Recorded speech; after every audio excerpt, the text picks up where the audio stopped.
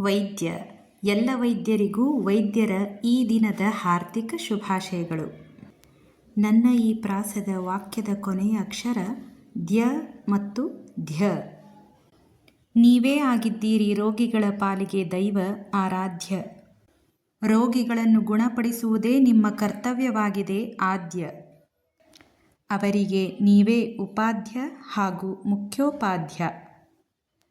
ನೀವು ರೋಗಿಗಳ ರೋಗದೊಂದಿಗೆ ಮಾಡುವುದು ಅಸಾಧ್ಯ ಕುಚೋದ್ಯ. ರೋಗಿಗಳ ಅನೇಕ ಚಟಗಳೊಂದಿಗೆ ತ್ಯಜಿಸಲು ಹೇಳುವಿರಿ ಪಾನ ಮಾಡುವುದನ್ನು ಮದ್ಯ. ಈ ಮಧ್ಯ ಪಥ್ಯ ಮಾಡಲು ಹೇಳುವಿರಿ ವಿವಿಧ ಖಾದ್ಯ. ಹೀಗಾದಾಗಲೇ ಸಾಧ್ಯ ಕಾಯಿಲೆಯನ್ನು ಮಾಡುವುದು ಅಭೇದ್ಯ. ರೋಗಿಗಳಿಗೆ ದೈಹಿಕವಾಗಿ ಅಲ್ಲದೆ ಮಾನಸಿಕವಾಗಿಯೂ ನೀವು ವೇದವೇದ್ಯ. ಆಗಲೇ ನಿಮ್ಮ ಬಗ್ಗೆ ಮಿಡಿಯುವುದು ರೋಗಿಗಳ ಹೃದಯ ಮೃದಂಗವಾದ್ಯ. ರೋಗದಿಂದ ಮುಕ್ತರಾಗಿ ಅವರಲ್ಲಿ ಹೊರಹೊಮ್ಮುವುದು ಸಂತೋಷದ ಪದ್ಯ. ಜನರ ಬಾಳಲ್ಲಿ ನೀವಾಗುವಿರಿ ಬರೆದಿಡುವಂತೆ ಗದ್ಯ.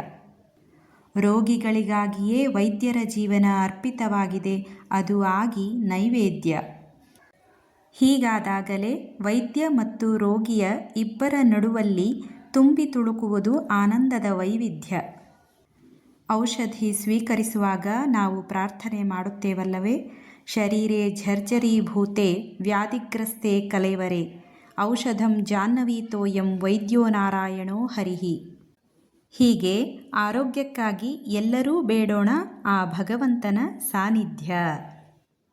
ವೈದ್ಯ ಬಂದ ನೋಡಿ ಶ್ರೀ ವೆಂಕಟನೆಂಬ ವೈದ್ಯ ಬಂದ ನೋಡಿ. ವೈದ್ಯ ಬಂದನು ವೇದ ವೇದ್ಯ ನೋಡೀಗಲೇ. ಶ್ರೀದೇವಿ ರಮಣ ಶ್ರೀನಿವಾಸನೆಂಬೋ ಶ್ರೀದೇವಿ ರಮಣ ಶ್ರೀನಿವಾಸನೆಂಬೋ ವೈದ್ಯ ಬಂದ ನೋಡಿ. ಶ್ರೀ ವೆಂಕಟನೆಂಬ ವೈದ್ಯ ಬಂದ ನೋಡಿ. ವೈದ್ಯ ವೇದ ವೇದ್ಯ ವೈದ್ಯ ವೇದ ವೇದ್ಯ. ಇಲ್ಲಿಗೆ ನನ್ನ ಪ್ರಾಸ ಮುಗಿಸುವೆ ಈ ಸದ್ಯ.